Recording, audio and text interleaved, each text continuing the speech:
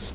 Mr. Peiris, in one of my earlier questions you said that 91% of the employers in Sri Lanka believe that the labor laws in the country should be restructured and should be enabled in a manner where employment generation happens in a very quick and an expedite manner. I want to know, Mr. Peiris, have you been able to have a chat with the laborers of this island about these laws that are in place currently in the island, about how it has to be restructured, it has to always be a tripartite approach? Have you been able to have a survey or do something for the laborers in respect of this and have a discussion with them in respect of this particular subject in question, employment generation in the island? Well, it's post-conflict era. Yes, well, to respond to you, it's 91% not of all employers in Sri Lanka, 91% of those who responded to a survey.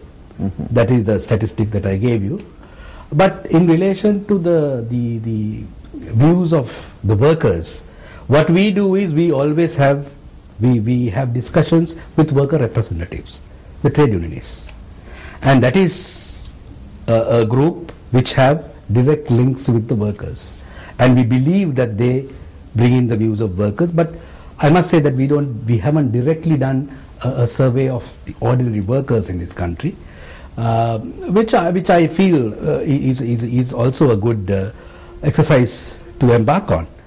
But I think even for the ordinary worker to have some idea of the labor legislation in Sri Lanka is quite an uphill task, because it's so complex. It's so complex and it needs simplicity. And that is the first thing, because we have so many pieces of legislation, some of which are totally outdated, the provisions. So these are things that we need to address. According to a recent survey that you all did find out that 19% of the youth in the island are unemployed. What is the reason behind this? Is it the archaic laws that is in existence, Mr. Peiris? Well, I would say when you compare this statistic with the statistic that I gave in terms of the 19% is from the Department of Census and Statistics, that 19% of the youth population in Sri Lanka is unemployed. It's an alarming figure, 1/5 almost. Now if you compare this figure with the ideas or the views of employers, saying 91% of them saying that employment generation cannot be done because of archaic labor laws, what are you saying? You are giving a message to the youth in this country saying that, here are employers not willing to open up employment opportunities because of the labor laws. So I think it is time for the youth also to make representation, saying that here we are being stopped from getting into employment because obviously employers need some enabling legislation. So that is also a reason that should be taken into account. It sends a very, very strong message to the youth. We're now going for another short commercial break. When we come back, we speak to Mr. Ravi Peiris, DG of the EFC, on the employer-employee relations and what must the Sri Lankan government do in order to change and make sure that an enabling environment is created to generate employment in Sri Lanka. All this and more after this short commercial break.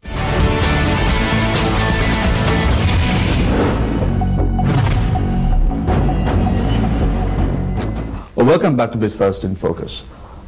Mr. Peiris, unfair labor practices. We just marked May Day. Unfair labor practices is one of the key concerns of the laborers in Sri Lanka. They say that some private sector institutions do not promote the establishment of trade unions. Tell me, EFC, how do you view this? If any particular company comes and tells us that the majority of the workers wish to join a union, we would very openly tell them that they must recognize that union. That is the basis on which we have operated during the last 82 years.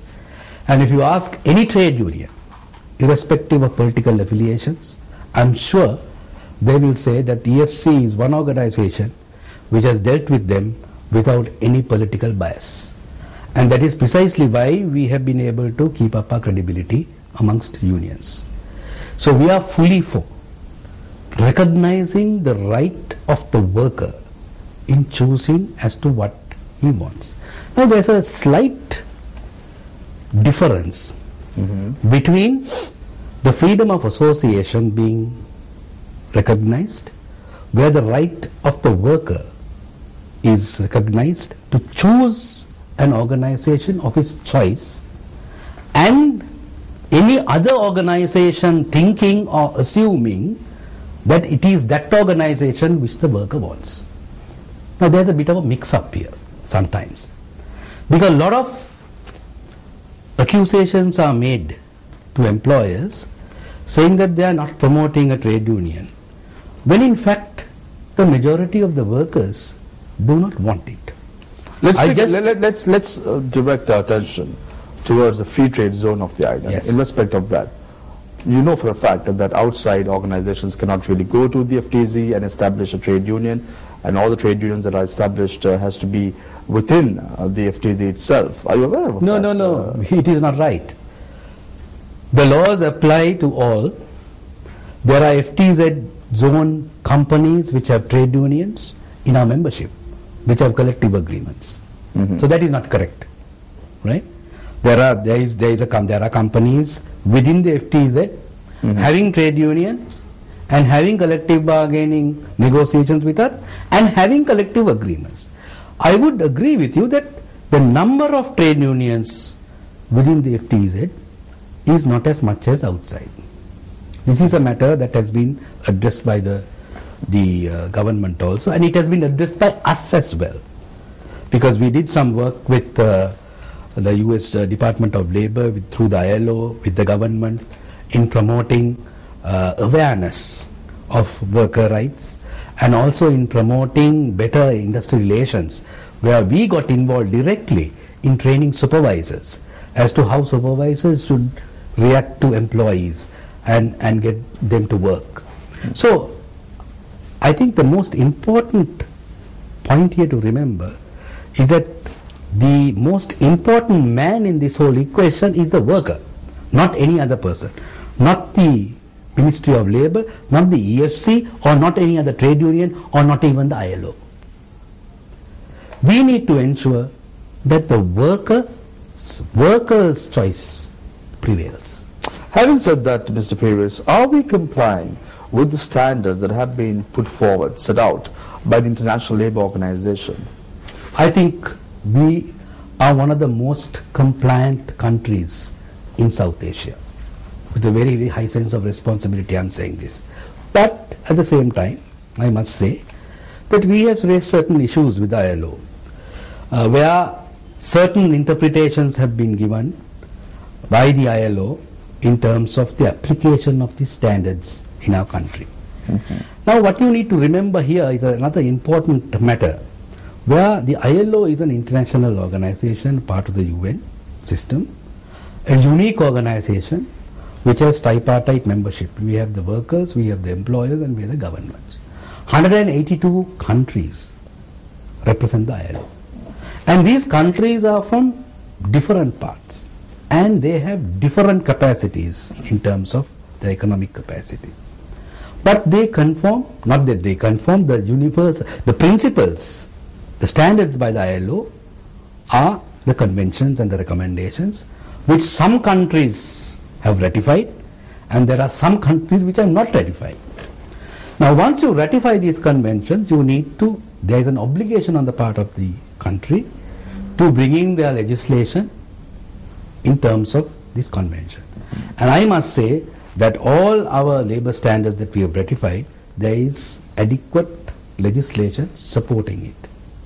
But in order to really implement these legislation, the government has to take steps in order to ensure that the legislation is implemented.